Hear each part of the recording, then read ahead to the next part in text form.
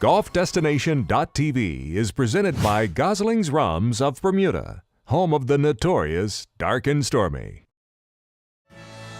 Coming up on GolfDestination.tv, presented by Goslings of Bermuda, today we recap the Benrus Open at the Preserve at Boulder Hills in Wyoming, Rhode Island. This one-day tournament gives those fortunate amateurs that qualified a chance at $1 million if they make a hole-in-one. We'll find out if anyone became a millionaire and who took home the winner's share of the $100,000 purse. GolfDestination.tv is right now.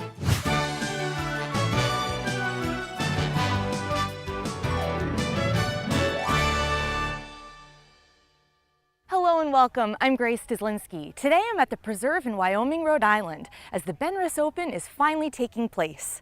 The greatest day in golf kicked off in style last night at a dinner hosted for the participants and the VIPs of the event.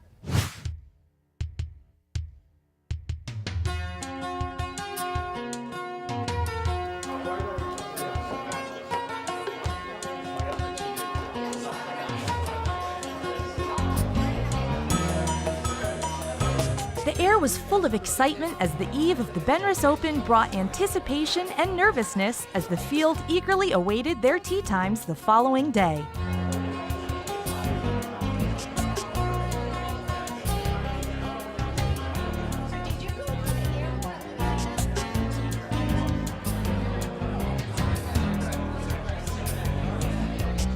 The Preserve at Boulder Hills was a beautiful backdrop as the guests not only enjoyed delicious food and ample drink, but participants also got a chance for $1 million that evening for a hole-in-one on the Preserve's playoff hole.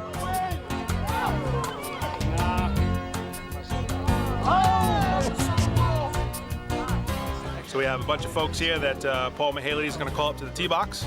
If anybody gets a hole-in-one, they win $1 million.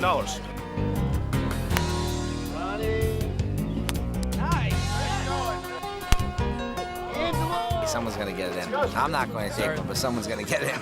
This is for our Ada Media guy, Mike Mata. Can you use one of these? Yes! Oh! If that I'm shy. We're going to see what he can do under the pressure here. There's a lot of people, a lot of eyeballs. We'll see how he does here. This for the $1 million? Do I win the $1 million too? Absolutely.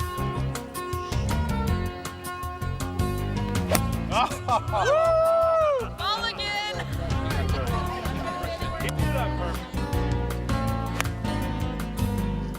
The intimate gathering of participants and sponsors could feel the excitement in the air as the greatest day of golf was just hours away.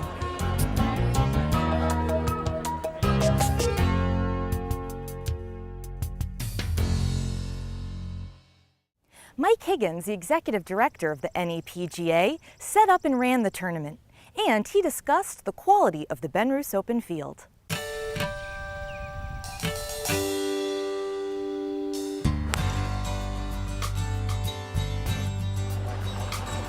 right, did you fill out these? I did, and I forgot them at home. Isn't that great? Oh, come on. The Benrus Open went really well this week. You know, there's a lot of anticipation, a lot of build-up for months of planning and trying to secure the field. And we had a great field, a really strong field. We've had some professionals that had Web.com status, Latin American Tour status, Canadian Tour status, and of course a really strong field of PGA professionals from across the country. So we're thrilled with the field, and obviously I had some strong amateurs playing this week as well. Yeah, John will be back in a second. He's going to coordinate all you guys together. Well, we treat the setup and the preparation for a one-day tournament at the same level as a multi-day tournament. Still the same amount of effort goes in, the golf course marking and the setup and the preparation and the staffing. Certainly there's not the next day for preparation for round 2 or round 3, but it's a lot of work, and we have a great staff at the New England PGA, and our Director of Rules and Competitions, Ron Green, was fabulous this week.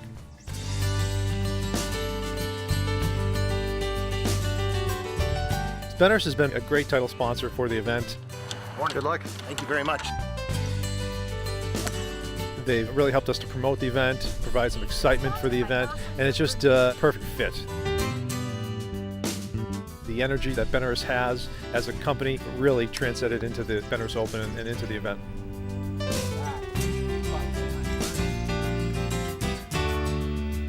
We had some really exciting positive responses from some of the players this week. It's a unique event where not a lot of par 3 golf courses are on their playing schedule and on their tournament schedule, so it's different, it's unique, it was fun. You know, had to have your iron game in focus this week.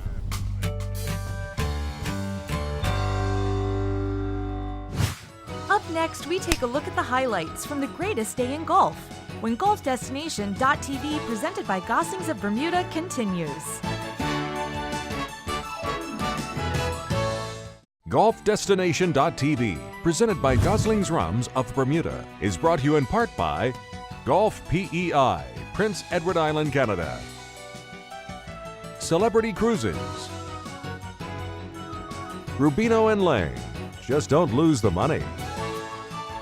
The Preserve at Boulder Hills in Wyoming, Rhode Island. The Links at Outlook in South Berwick, Maine. Michelob Ultra, the superior light beer. Long live the Ultra Life. The Hotel Providence. And Goslings Rums of Bermuda. Welcome back to GolfDestination.tv, presented by Goslings Rums of Bermuda. I'm Grace Dyslinski. There was a lot on the minds of every amateur before the historic Benrus Open here at the Preserve. But 18 chances at $1 million will tend to do that to you.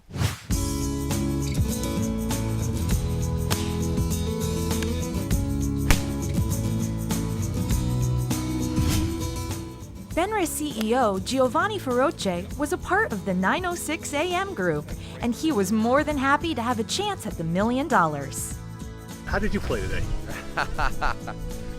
Okay, why do you have to go there? I realize that we should not have any sponsor exemptions at the Benrus Open.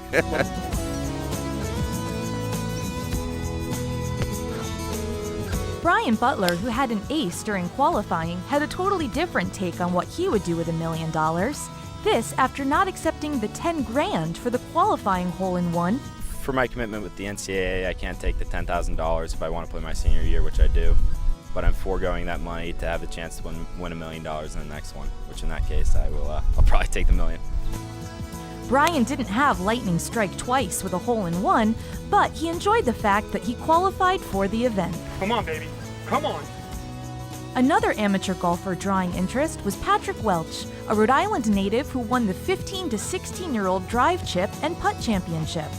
Patrick continues to build an impressive amateur career and was happy to play in the inaugural Benrus Open.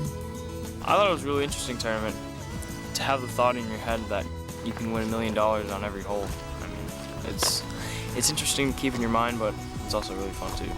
With pins like on the first hole, tucked in the back left, you really can't go after it, but you want to.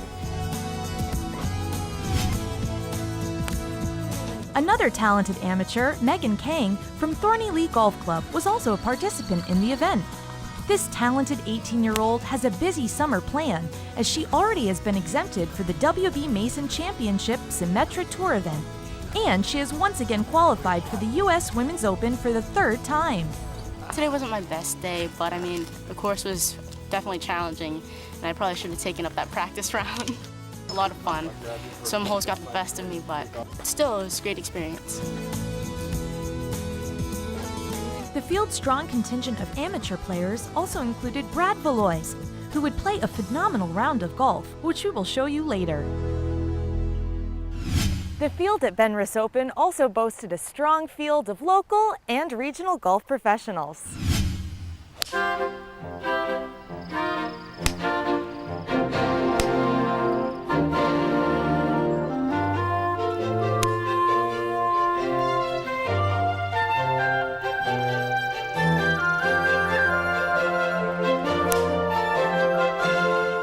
The Premier Group featured several veterans of the PGA Tour, including Grant Waite and Guy Burrows. Plus, local former PGA Tour players Jim Raynor and Brad Adamonis.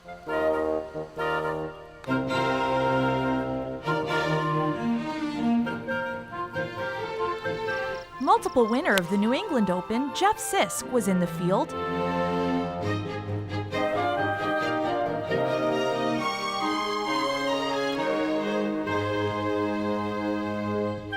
as was PGA professional and multiple winner of the section championship, Kurt Kannefeld. Reigning Gosling's Invitational champion, P.H. Horgan, was back in his home state, trying to get his share of the $100,000 purse, as well as an exemption to the 2015 version of the Gosling's Invitational, hosted in Bermuda in November.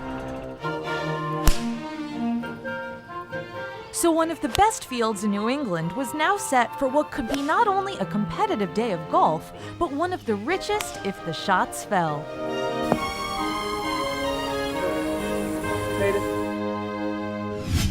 Next, we see how the Benrus Open played out, and if anyone was lucky enough to win $1 million. When GolfDestination.tv, presented by Gosling's Rums of Bermuda, continues. Welcome back, I'm Grace Dyslinski. The field of 159 players begin their quest to win the Benrus Open, or $1 million, at 6:30 a.m.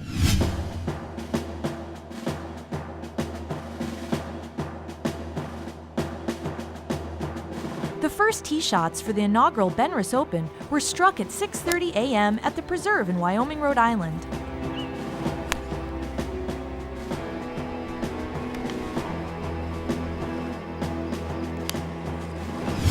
It didn't take long for the excitement to begin as professional Brett Melton from Indiana had a hole-in-one on the 5th hole. Made it.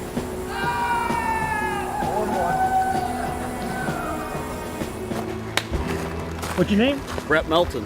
All right. Just made 1 on 5. How'd that feel? Feels pretty good. I've been playing golf, professional golf, since '97, and like I said, golf since I was 10. I've never had a hole-in-one, so 31 years, and finally got one. Brett would get his round 4 under. But a couple of bogeys and a missed chance at birdie on the 18th had him in the clubhouse with the lead at 2 under. Meanwhile, Robert Corcoran was flirting with a terrific round.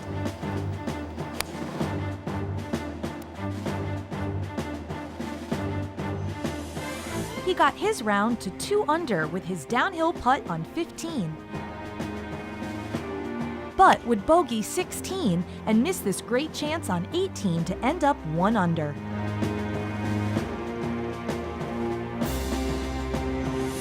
Eric Dugas would roll in this birdie putt on the 11th, getting him to 1 under early in the competition.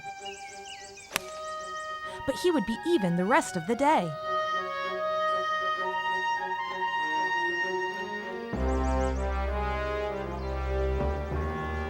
The premier pairing of former and current PGA Tour players Guy Boros, Grant Waite, Jim Renner, and Brad Adamonis did not disappoint. Guy Boros would nearly hole out for the second hole-in-one on the day by 3 inches. He would continue his good play by posting 4 birdies with 1 bogey to now become the clubhouse leader at 3 under. I played good for me. Hit it good. I shot 3 under. Didn't putt great, but you know, it is what it is. So everybody says it all evens out, so hopefully it'll start evening out. Jim Renner would finish 4th on the day by posting a round of 2 under with an economical round of 2 birdies and no bogeys. Grant Waite would finish even at the tournament.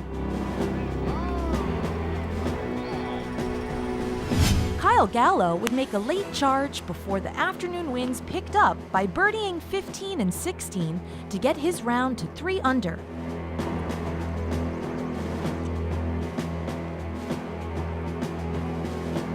But he was unable to extend on the last 2 holes and sat at 3 under for the tournament. Meanwhile, Brad Valois, an amateur, was beginning to get going. He came to the 16th at 4 under, but his tee shot was short and he would make bogey. But Brad would then birdie 17 and 18, getting him to 2 shots clear of the field and the eventual championship at 5 under par.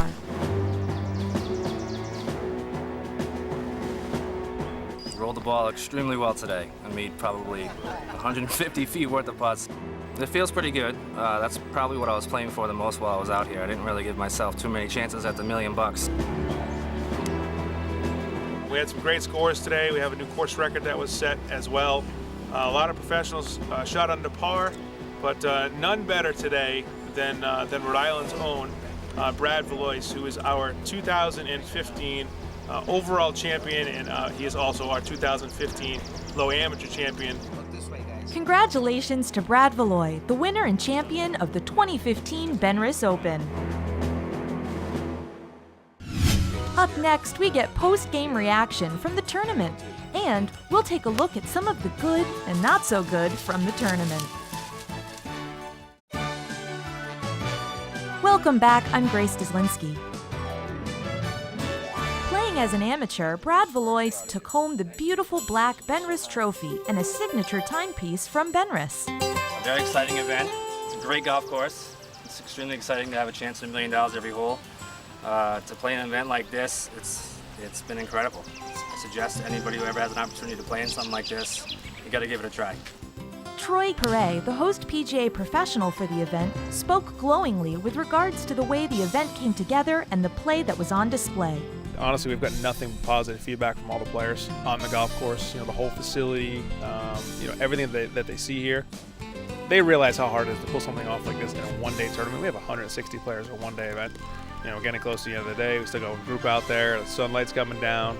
But everybody's been very, very positive, which is great for us. And everybody just kept asking me, are we having this next year? Are we having it the year after? When are we doing it again? So that's a great feeling. It is tough to run a tournament of this size and play in it as well, but Troy gave it his all. Short game was okay. My chipping was actually pretty good, so that saved me for a bit. Just didn't make, you know, the few short birdie putts I had, as you know, had a chance to get the 2 or 3 under, and just didn't quite get there. And then I made some late bogeys, which I'm not really surprised at the end of the day. The winners couldn't be happier, and the event organizers were already making plans for next year. Well, I can't wait till next year. I think things are going to change a little bit next year, and I actually think it's going to be the biggest money event in the country, and that's really what I'm looking forward to. In the next couple of weeks, we're going to meet with our professionals, the NEPGA, as well as the PGA, to try to come up with a better format for the way the money's distributed to both the pros and to the amateurs. All of sport needs to speed up. And today we show that you can put 18 holes, all par 3s together and have a great, great tournament. And I think this is the future of golf. So I hope to have the world watch and the players participate in the Benrus Open and at the Preserve for many years to come.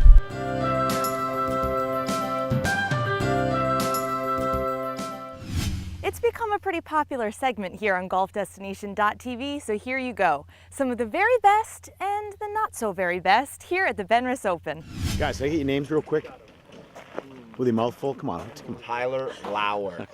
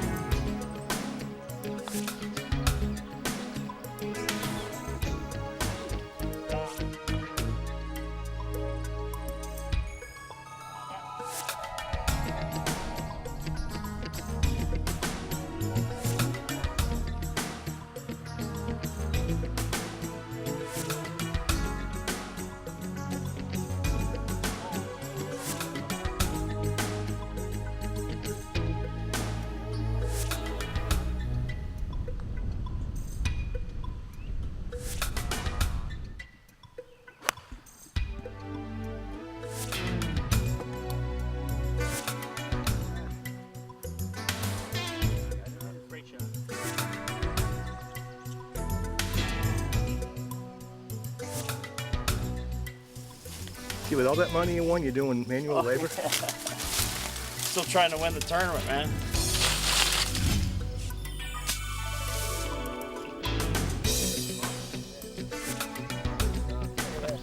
Come on in.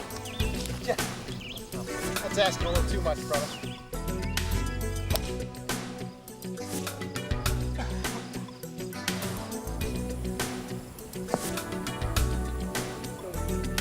Made it. 1-1. What's your name? Brett Melton. All right. Just made 1 on 5. How'd that feel? Feels pretty good. Well, we'd like to thank the Benrus Open and the Preserve at Boulder Hills for hosting us during the greatest day in golf. We already look forward to the 2016 version next year. If you'd like to learn more about the Preserve, a unique club idea for both golfers and outdoorsmen, visit thepreserveri.com. And also be sure to check out our social media pages for behind-the-scenes photos and videos of all of today's action. Thank you to the Benrus Open and the Preserve in Wyoming, Rhode Island. I'm Grace Dyslinski. We'll see you next time.